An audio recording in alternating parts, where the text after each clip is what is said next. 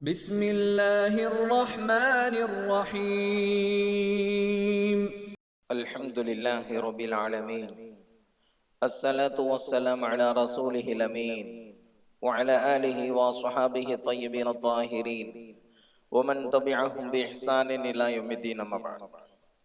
وقال الله تعالى في القرآن الكريم: أعوذ بالله من الشيطان الرجيم، بسم الله الرحمن الرحيم. إن هذا القرآن يهدي للتي هي أقوم. وقال رسول الله صلى الله عليه وسلم: إنما الأعمال بالنيات. صدق الله وصدق رسول الله صلى الله عليه وسلم. பேரன்பும் பெரும் கருணையும் கொடைமிக்க பேருபகாரி அல்லாஹ்விற்கே கோடான கோடி புகழ். நபிகள் நாயகம் முஹம்மது ரசூலுல்லாஹ் ஸல்லல்லாஹு அலைஹி வஸல்லம் அவர்களின் மீதும், அவர்களை பின்பற்றி வாழ்ந்த சகாபாக்கள், தாபிஈன்கள், தபை தாபீன்கள், உலமாக்கள், ஷஹதாக்கள், சாலிஹீன்கள், இங்கு அமர்ந்திருக்கிற நம் அனைவரின் மீதும் அல்லாஹ்வின் அன்பும் அருளும் என்றென்றும் நிறைவாக உண்டாவதாக. அல்லாஹ்வின் கிருபையால் அவனுடைய பொருத்தத்தை நாடியவர்களாக அவனுடைய மாளிகையில் இஅ்திகாஃப் நிய்யத்தோடு அமர்ந்திருக்கிற மார்க்க நண்பர்களே, அல்லாஹு ஜல்ல ஷானுஹு தஆலா எந்த நல்ல விஷயங்களை தங்களுடைய வாழ்க்கையில் ஏற்று நடக்கும்படி கட்டளையிட்டுள்ளானோ அந்த விஷயங்களை தங்களுடைய வாழ்க்கையில் ஏற்று நடக்கும்படியும், எந்த விஷயங்களை விட்டு விலகி இருக்கும்படி கட்டளையிட்டுள்ளானோ அந்த விஷயங்களை விட்டு விலகி இருக்கும்படியும் எனக்கும் உங்களுக்கும் தக்வாவை கொண்டு இறை அச்சத்தை கொண்டு நசீஹத்து செய்தவனாக எனது உரையை ஆரம்பம் செய்கிறேன். அல்லாஹு ஜல்ல ஷானுஹு தஆலா திருக்குர்ஆனை கொண்டு நம்மை கண்ணியப்படுத்தி இருக்கிறான். குர்ஆனுடைய மாதம் நம்மை விட்டு கடந்து சென்று விட்டாலும் திருக்குர்ஆன் நம்மோடு தான் இருக்கிறது. நபி ஸல்லல்லாஹு அலைஹி வஸல்லம் அவர்களுக்கு அல்லாஹ் வழங்கிய அற்புதங்களில் ஒன்று அல் குர்ஆன். குர்ஆனுக்கும் நமக்குமான தொடர்பை எப்படியெல்லாம் ஏற்படுத்தி கொள்ள வேண்டும் என்பது குறித்தும், குர்ஆனோடு நாம் தொடர்பு வைத்திருக்கிற காலமெல்லாம் அல்லாஹ் எப்படியெல்லாம் நமக்கு அருள் புரிகிறான் என்பது குறித்தும் இன்றைய ஜும்மா உரையிலே நாம் பார்க்க இருக்கிறோம். அல்லாஹு ஜல்ல ஷானுஹு தஆலா குர்ஆனை கௌலன் ஸகீலா என்பதாக சொல்லுகிறான். அது வெயிட்டான வார்த்தை என்பதாக சொல்லுகிறான். எந்த அளவிற்கு குர்ஆனுடைய வார்த்தை கனமானது என்று சொன்னால், அல்லாஹ்வே குர்ஆனில் சொல்லுகிறான்: லவ் அன்ஸல்னா ஹாதல் குர்ஆன அலா ஜபலின் லரஅய்தஹு காஷிஅம் முத்தஸத்திஅம் மின் கஷியத்தில்லாஹ். இந்த குர்ஆனை மலையின் மீது நாம் இறக்கி இருந்தால் அது அச்சத்தால் சுக்குநூறாக பறந்து போய்விடும் என்பதாக அல்லாஹ் சொல்லுகிறான். வேதத்தினுடைய வார்த்தைகள் அவ்வளவு தூரம் கனமானது. நபி ஸல்லல்லாஹு அலைஹி வஸல்லம் அவர்கள் ஒட்டகத்தின் மீது அமர்ந்திருக்கிற நிலையில் சில நேரங்களில் வசனங்கள் இறங்கியதுண்டு. அப்படி நபி ஸல்லல்லாஹு அலைஹி வஸல்லம் அவர்கள் ஒட்டகத்தின் மீது அமர்ந்திருக்கிற நிலையில் வஹீ வரும் என்று சொன்னால், ஒட்டகம் அந்த கனத்தால் அப்படியே அமர்ந்து விடும், படுத்து விடும். அந்த பாரத்தை, அந்த கணத்தை ஒட்டகத்தால் சுமக்க முடியாது. அவ்வளவு தூரம் குர்ஆனின் வார்த்தை கனமானது.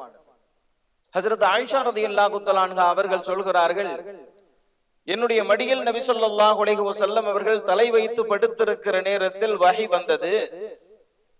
கணம் தாங்க முடியாமல், அதனுடைய பாரம் தாங்க முடியாமல் நான் இப்படி என்ன ஆரம்பித்தேன், என்னுடைய கால்கள், என்னுடைய தொடை துண்டாகி விடுமோ என்று நான் அஞ்சும் அளவிற்கு அது பாரமாக இருந்தது என்பதாக சொன்னார்.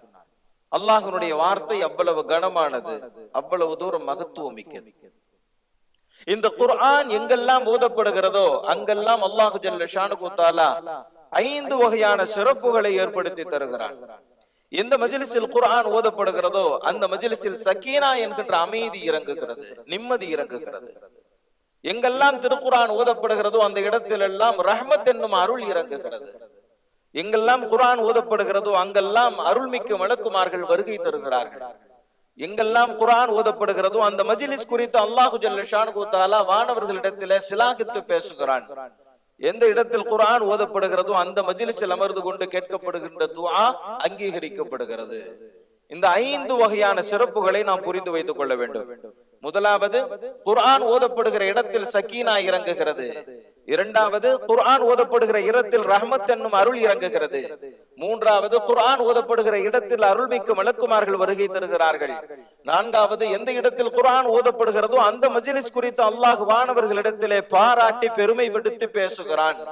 ஐந்தாவது, எந்த இடத்தில் குர்ஆன் ஓதப்படுகிறதோ அங்கிருந்து அல்லாஹ்விடத்திலே கேட்கப்படக்கூடிய துஆ கபூல் ஆகிறது. இந்த 5 வகையான சிறப்புகளை குர்ஆன் ஓதப்படுகிற நேரத்தில் எல்லாம் நாம் கவனத்திலே கொள்ள வேண்டும். அப்பத்தான் குர்ஆன் எவ்வளவு சிறப்பானது, மகத்துவமானது என்பதை நம்மால் புரிந்து கொள்ள முடியும். குர்ஆன் எவ்வளவு சிறந்தது அப்படிங்கறத நிறைய செய்திகள் மூலமா நபி ஸல்லல்லாஹு அலைஹி வஸல்லம் அவங்க நமக்கு சொல்லி தந்திருக்கிறாங்க. அல்லாஹு ஜல்ல ஷானுஹு தஆலா அண்ட சராசரங்களினுடைய அனைத்து படைப்புகளின் சத்தங்களையும் கேட்கிறான். உலகத்தில் வாழுகிற எல்லா மக்களினுடைய பேச்சுக்களையும் கேட்கிறான். நபி ஸல்லல்லாஹு அலைஹி வஸல்லம் அவர்கள் சொல்லுகிறார்கள், ஒருவர் குர்ஆன் ஓதுகிறார் என்றால் அந்த குர்ஆனின் ஓசையை இறைவன் ரசித்து கேட்பதை போன்று உலகத்தின் எந்த சப்தத்தையும் ரசித்து கேட்பதில்லை என்பதாக சொன்னார். எத்தனையோ சப்தம் வருது, எத்தனையோ விதவிதமான ஜந்துக்களினுடைய சப்தங்கள் வருகிறது.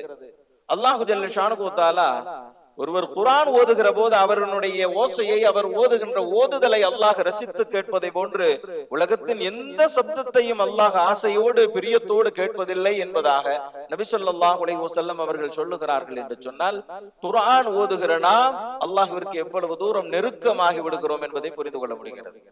மேலும் நபி ஸல்லல்லாஹு அலைஹி வஸல்லம் அவர்கள் சொன்னார்கள், குர்ஆன் ஓதக்கூடிய ஒருவர் அல்லாஹ்விற்கு மிகவும் நெருக்கமான இடத்தில் இருக்கிறார் என்பதாக சொன்னார்.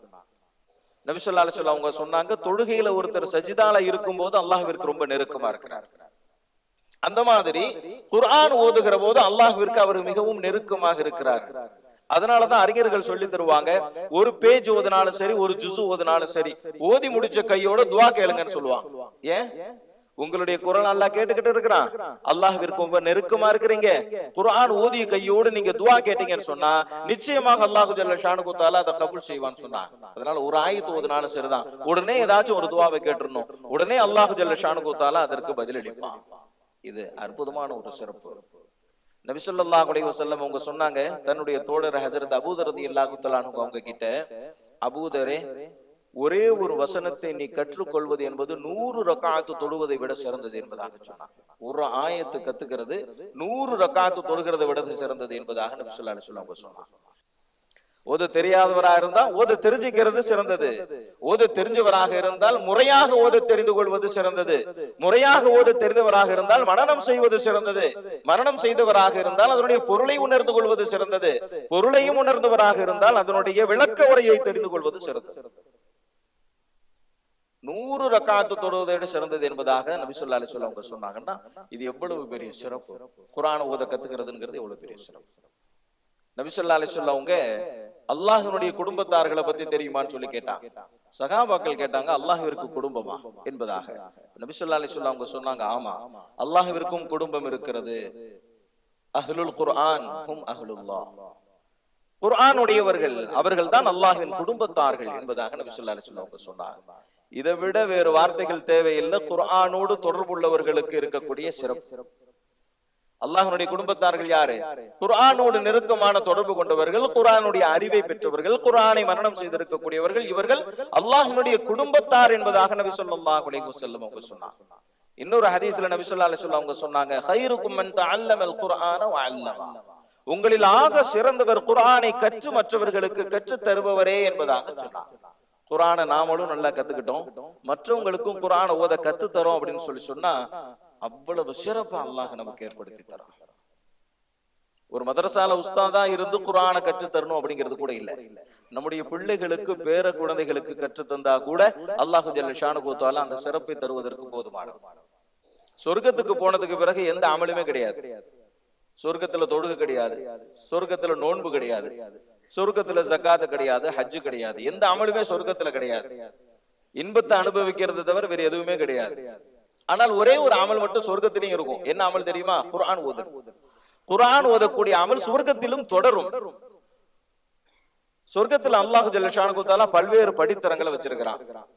கீழ் நிலையில இருக்கக்கூடிய ஒருத்தர் மேல் நிலைக்கு போகணும்னு சொல்லி ஆசைப்படுறாரு அப்படின்னு சொல்லி சொன்னா குர்ஆன் எடுத்து வச்சு ஓதலாம். குர்ஆனை ஓத ஓத ஓத ஓத ஒவ்வொரு வசனமும் இவர் ஓதி முடிக்கிற போது அவர் ஒவ்வொரு படித்தரமாக உயர்ந்து கொண்டே போவார். எங்க அவர் குர்ஆனை நிறுத்துறாரோ அது வரைக்கும் அவர் உயர்ந்து கொண்டே போவார், அந்த இடத்துல இருப்பார்.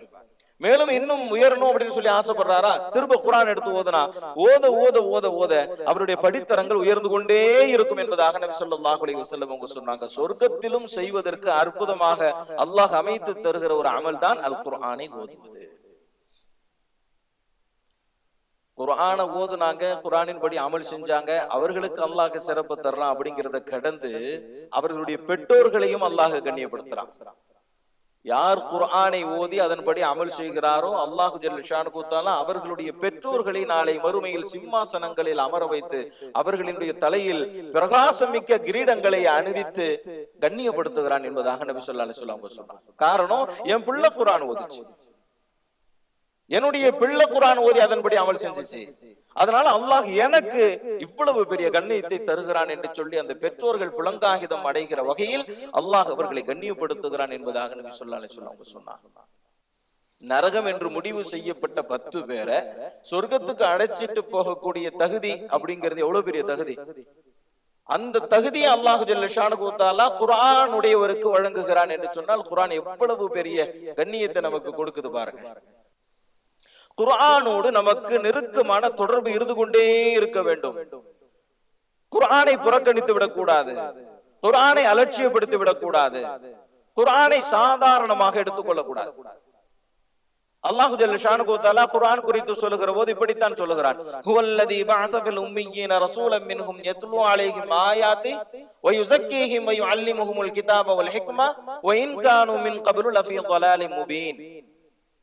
அல்லாஹு ஜல்ல ஷானுஹு தஆலா அறியாத மக்களுக்கு அவர்களில் இருந்த ஒரு தூதரை தேர்வு செய்து அனுப்பினான். ஏன் தெரியுமா? வயுஸக்கீஹிம் வயுஅல்லிமுஹுமுல் கிதாப வல் ஹிக்மா. இந்த வேதத்தை அவர்களுக்கு ஓதி காட்டி அதனுடைய அறிவை அவர்களுக்கு எடுத்து சொல்லி அவர்களை நேர்வழிப்படுத்துவதற்கு தான். நபிமார்களை அல்லாஹ் அனுப்பியதன் நோக்கத்தை அல்லாஹ் குர்ஆனை கற்றுத் தருவதற்கு தான் சொல்றான். நபி ஸல்லல்லாஹு அலைஹி வஸல்லம் உங்களை உலகத்துக்கு அனுப்புனது குர்ஆனை கற்றுத் தரதுக்கு தான் சொல்றான். குர்ஆன் இறங்குவதற்கு முன்பு அவர்கள் வழிகேட்டில் இருந்தார்கள் என்பதாக சொல்றான். உலக வரலாறு எப்படி பிரிச்சிடலாம்? குர்ஆன் இறங்குறதுக்கு முன்னாடி, குர்ஆன் இறங்கியதற்கு பின்னாடி பிரிச்சிடலாம். குர்ஆன் இறங்கியதற்கு முன்பு அல்லாஹ் சொல்லுகிறான் அவர்கள் வழிகேட்டு இருந்தார்கள். குர்ஆன் வந்ததற்கு பிறகு அவர்களுக்கு வேத ஞானங்களை நபி ஸல்லல்லாஹு அலைஹி வஸல்லம் அவர்கள் கற்றுத் தந்ததற்கு பிறகு மனிதனாக கற்றுக்கொண்டார். குர்ஆன் இறங்கியதற்கு முன்பு வரை வாழ்ந்த வாழ்க்கைக்கும் குர்ஆன் இறங்கியதற்கு பின்பு வாழ்ந்த வாழ்க்கைக்கும் மத்தியில் தலைகீழ் மாற்றம் ஏற்பட்டது. வழி தவறி வாழ்ந்த வாழ்க்கை, நேர்வழி பெற்றதற்கு பிறகு வாழ்ந்த வாழ்க்கை. குர்ஆன் அவ்வளவு அற்புதமானது. 5 வகையான ஒழுக்கங்கள் குர்ஆன் ஓதுகிற போது பின்பற்ற வேண்டும். அதில் முதலாவது ஒழுக்கம் என்ன அப்படின்னு சொன்னா, குர்ஆனோடு சங்கமித்து விடுவது. நபி ஸல்லல்லாஹு அலைஹி வஸல்லம் அவங்க குர்ஆன் ஓதுகிற போது அந்த அளவிற்கு குர்ஆனோடு ஒன்றி போய் விடுவார்கள். ஹஜ்ரத் ஹுதைஃபா ரலியல்லாஹு தஆலா அன்ஹு அவங்க சொல்றாங்க, ஒரு தடவை நபி ஸல்லல்லாஹு அலைஹி வஸல்லம் அவங்களோட சேர்ந்து தஹஜ்ஜுத் தொழலாம் அப்படின்னு சொல்லி வந்தேன். நபி ஸல்லல்லாஹு அலைஹி வஸல்லம் அவங்க தக்பீர் கட்டி தொழ ஆரம்பிச்சிட்டாங்க. அவங்க நீண்ட தொழுகையாக தான் தொழுவாங்க அப்படிங்கிறது எல்லா சஹாபாக்களுக்குமே தெரியும். நபி ஸல்லல்லாஹு அலைஹி வஸல்லம் எப்பவுமே ஜமாத்தாக நின்று தொழ வைத்தால் சுருக்கமாக ஓதி தொழ வைப்பாங்க, தனியாக நின்று தொழுதாக நீண்ட ரக்காத்துகளில் தொழுவாங்க. இது நபி ஸல்லல்லாஹு அலைஹி வஸல்லம் பழக்கம். தொழ வச்சாங்கன்னு சொல்லி சொன்னா சின்ன சூரா ஓதுவாங்க, தனியாக நின்று தொழுதாங்கன்னு சொன்னா பெரிய சூரா ஓதுவாங்க. இது சஹாபாக்களுக்கும் தெரியும், ஹஜ்ரத் ஹுதைஃபா ரலியல்லாஹு தஆலா அன்ஹு அவங்களுக்கும் தெரியும். நபி ஸல்லல்லாஹு அலைஹி வஸல்லம் அவங்க தொழுதுகிட்டு இருந்தாங்க, வந்து ஜாயின் பண்ணிக்கிட்டேன். சூரத்துல் பக்கராவை ஓத ஆரம்பிச்சாங்க, அதுக்கப்புறம் சூரத்து ஆலி இம்ரான் ஓத ஆரம்பிச்சாங்க, அதுக்கப்புறம் சூரத்துல் நிசா ஓத ஆரம்பிச்சாங்க, அடுத்து சூரத்துல் மாயிதான்னு சொல்லி போய்கிட்டே இருக்கு. என்னால நிக்க முடியல. ஆனா நபி ஸல்லல்லாஹு அலைஹி வஸல்லம் அவங்க இத்தனை சூறாவை ஓதுனாலும் எப்படி ஓதி தொழுதாங்க தெரியுமா? எங்கெல்லாம் அல்லாஹ்வை தஸ்பீஹ் செய்யக்கூடிய வசனங்கள் வருகிறதோ அங்கெல்லாம் சுப்ஹான ரப்பியல் அலா என்று சொல்லி அல்லாஹ்வை தஸ்பீஹ் செய்தார். எங்கெல்லாம் ரஹ்மத்துடைய வசனங்கள் வருகிறதோ அங்கெல்லாம் அல்லாஹும் ரஹ்மனி என்பதாக ரஹ்மத்தை வேண்டி துஆ செய்தார். எங்கெல்லாம் சுவர்க்கம் குறித்து வருகிறதோ அதை வேண்டி துஆ செய்கிறார். எங்கெல்லாம் நரகம் குறித்து வருகிறதோ அங்கெல்லாம் பாதுகாப்பு தேடுகிறார் என்று அங்கங்கே நிறுத்தி துஆ செய்து கொண்டே நபி ஸல்லல்லாஹு அலைஹி வஸல்லம் அவர்கள் இந்த 5 ஜுஸுவையும் ஓதினார்கள் என்பதாக ஹஜ்ரத் ஹுதைஃபா ரலியல்லாஹு தஆலா அன்ஹு சொல்றாங்க. குர்ஆனோடு ஒன்றி போயிடுறது தான். ஒரு தடவை நபி ஸல்லல்லாஹு அலைஹி வஸல்லம் அவங்க தஹஜ்ஜுத் தொழுகையில ஒரே வசனத்தையே தொழுகை முழுக்க ஓதுனாங்க. இன் துஅஸிபுஹும் ஃபஇன்னஹும் இபாதுக் வ இன் தக்ஃபிர் லஹும் ஃபஇன்னக அன்தல் அஸீஸுல் ஹகீம். இந்த மக்களை நீ வேதனை செஞ்சா அந்த மக்கள் எல்லாம் உன்னுடைய அடியார்கள் தான், ஆனால் நீ மன்னித்து விட்டால் நீ மகா கிருபையாளன், மிகவும் கண்ணியம் உள்ளவன், மிகவும் ஞானம் உள்ளவன் என்பதாக இந்த வசனத்தை திரும்ப திரும்ப திரும்ப திரும்ப ஓதி நபி ஸல்லல்லாஹு அலைஹி வஸல்லம் தொழுகையை நிறைவு செய்தார்கள் என்பதாக சொல்றாங்க. இது சகாபாக்கள்கிட்ட இந்த மாதிரியான பழக்கம் இருந்துச்சு. ஹஜ்ரத் அஸ்மா ரலியல்லாஹு தஆலா அன்ஹா அவங்க தஹஜ்ஜுத் தொழுகையில ஒரே வசனம் தான், ஃபமன்னல்லாஹு அலைனா வ வகானா அதாபஸ் ஸமூம். யா அல்லாஹ், நீ எங்களின் மீது அருள் புரிந்த காரணத்தினால இந்த கடுமையான நரகத்திலிருந்து எங்களை காப்பாற்றினாய் என்பதாக ஹஜ்ரத் அஸ்மா ரலியல்லாஹு தஆலா அன்ஹா அவங்க இந்த வசனத்தை ஓதியே முழு தஹஜ்ஜுத் தொழுகையை தொழுதாங்க.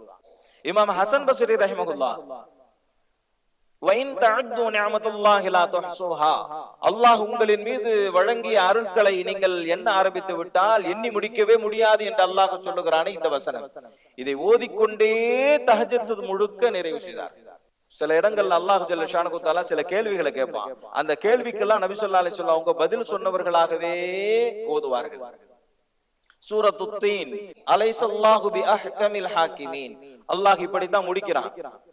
நபி ஸல்லல்லாஹு அலைஹி வஸல்லம் அவங்க இந்த வசனத்தை ஓதுனவங்க சொல்லுவாங்க, அல்லாஹும்ம அன்த அஹ்கமுல் ஹாக்கிமீன். ஆம், நீ அஹ்கமுல் ஹாக்கிமீனாக இருக்கிறாய் என்பதாக. அலைஸ ஸாலிக பிகாதிரின் அலா அன் யுஹ்யியல் மௌதா. மரணமானவர்களை உயிர் கொடுத்து எழுப்பக்கூடிய ஆற்றல் அல்லாஹ்விற்கு இல்லையா என்று அந்த சூராவை முடிக்கிறான். நபி ஸல்லல்லாஹு அலைஹி வஸல்லம் அவர்கள் சொல்வார்கள், அல்லாஹும்ம அன்த முஹ்யி வ முமீத்.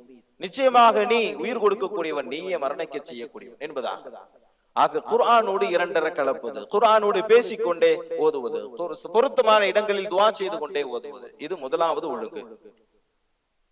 இரண்டாவது ஒழுங்கு என்ன அப்படின்னு சொல்லி சொன்னா, நபி ஸல்லல்லாஹு அலைஹி வஸல்லம் அவங்க சொன்னாங்க, ஸய்யினுல் குர்ஆன பி அஸ்வாதிக்கும்.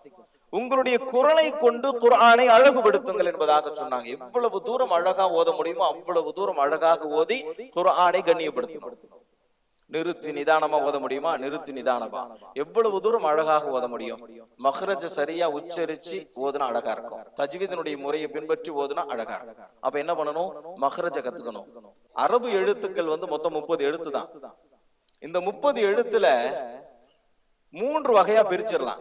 ஒரு 12 எழுத்துக்கள் ரொம்ப இலகுவான எழுத்து. அந்த எழுத்தை சரியா உச்சரிக்கிறதுக்கு எந்த பயிற்சியுமே தேவையில்லை. ரொம்ப இலகுவான எழுத்து, அலிஃப், பா, இந்த மாதிரியான எழுத்து.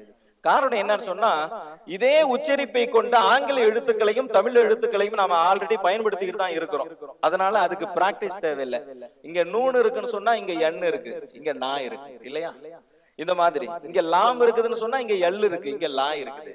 ஆங்கில எழுத்துக்களிலும் தமிழ் எழுத்துக்களிலும் எதையெல்லாம் உச்சரிக்கிறோமோ அதே எழுத்துக்கள் அரபியிலும் வருகிறது அல்லவா? அந்த எழுத்துக்களுக்கு தனி பயிற்சி தேவையில்லை. 12 எழுத்து அப்படியே போயிடும். மீதி இருக்கக்கூடிய எழுத்து பாருங்க. மீதி உள்ள எழுத்து ஒரு 12 எழுத்து அது இருக்குதே, அதுக்கு பயிற்சியே தேவையில்லை. கொஞ்சம் கவனத்தோட ஓதுனா போதுமானது. கொஞ்சம் கவனிச்சா போதுமானது. ஹா மாதிரி ஹா சொல்றதுக்கு பயிற்சி எடுக்கணும்ன்ற அவசியம் இல்லை. கொஞ்சம் கவனத்தோட ஓதுனா ஓதிரலாம். அப்படியே ஒரு 12 எழுத்து இருக்குது. 12 எழுத்து முடிஞ்சிருச்சு. எத்தனை எழுத்து போயிடுச்சு? 24 எழுத்து போயிடுச்சு. மீதி இருக்கிறது 6 எழுத்து தான். இந்த 6 எழுத்துக்கு மட்டும்தான் பயிற்சி தேவை. இந்த 6 எழுத்துக்களை பயிற்சி எடுத்துட்டோம்னு சொல்லி சொன்னா மொத்த குர்ஆனையும் சரியான உச்சரிப்போட ஓதிரலாம். அந்த 6 எழுத்து என்ன?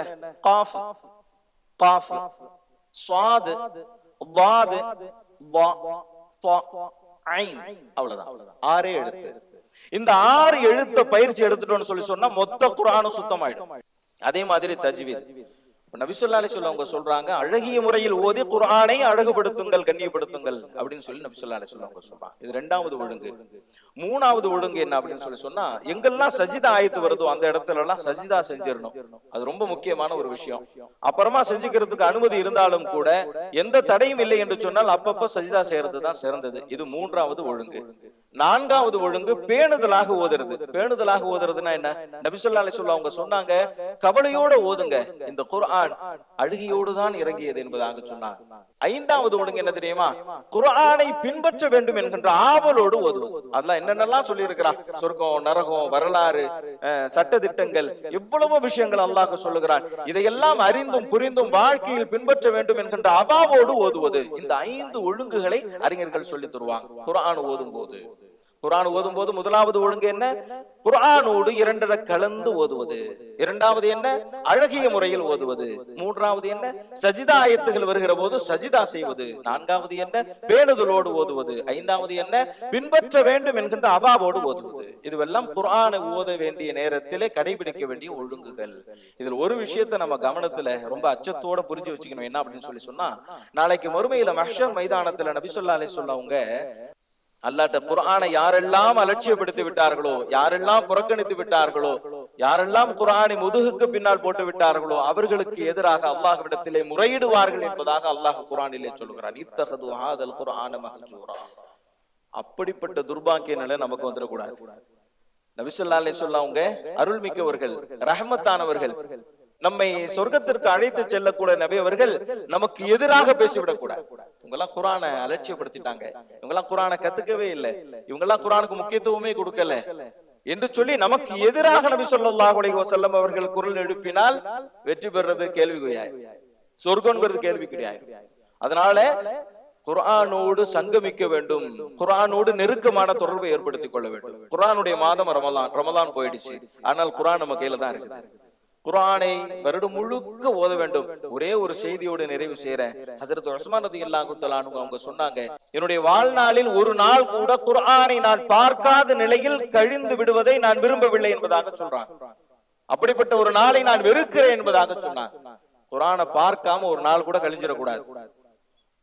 ஏதோ சில வசனங்களையாச்சும் ஓதிடணும், சில பக்கங்களையாச்சும் ஓதிடணும். ஆக இது மாதிரியான உறுதிப்பாட்டை நாமளும் எடுத்து வச்சுக்கணும். குர்ஆனுக்கும் நமக்குமான ஒரு தொடர்பு கொஞ்சம் கொஞ்சமா மனப்பாடம் பண்ணா போதும், மனப்பாடம் ஆயிடும். ஆக அல்லாஹ்வே குர்ஆன்ல சொன்னான், வலகத் யஸ்ஸர்னல் குர்ஆன லிذிக்ரி ஃபஹல் மின் முத்தகிர். குர்ஆன் ரொம்ப லேஸ், குர்ஆன் ரொம்ப லேஸ். நீங்க நினைக்கிற மாதிரி ரொம்ப கஷ்டம் இல்ல. இறக்கியவனே சொல்றா அது ரொம்ப லேஸ்ன்னு சொல்லி. ஆக குர்ஆனை கத்துக்கிறது ரொம்ப லேசு. குர்ஆனோடு நெருக்கமான தொடர்பு ஏற்படுத்துங்க. குறிப்பா நம்மளுடைய பிள்ளைங்களுடைய நேரத்தை, காலத்தை குர்ஆனை விட்டு தூரமாக்கிறாதீங்க. குர்ஆனோடு நெருக்கமான தொடர்பை குழந்தைகளுக்கு, பேர குழந்தைகளுக்கு ஏற்படுத்துங்க. மதரசாக்களுக்கு அனுப்புங்க. அல்லாஹ் ஜல்ல ஷானுஹு தஆலா குர்ஆன் உள்ள சமுதாயமாக அல்லாஹ் நம்மை கபூல் செய்து கொள்வானாக. வ ஆகிர் தஅவானா அல்ஹம்துலில்லாஹி ரப்பில் ஆலமீன். அஸ்ஸலாமு அலைக்கும் வரஹ்மத்துல்லாஹி வபரகாத்துஹு. பள்ளிவாசலின் பராமரிப்பிற்காக வேண்டி தாராளமாக உதவி செய்யுங்கள். அல்லாஹு ஜல்ல ஷானுஹு தஆலா நாம் செய்யக்கூடிய உதவிகளுக்கு நிரப்பமான நற்கூலியை வழங்குவானாக.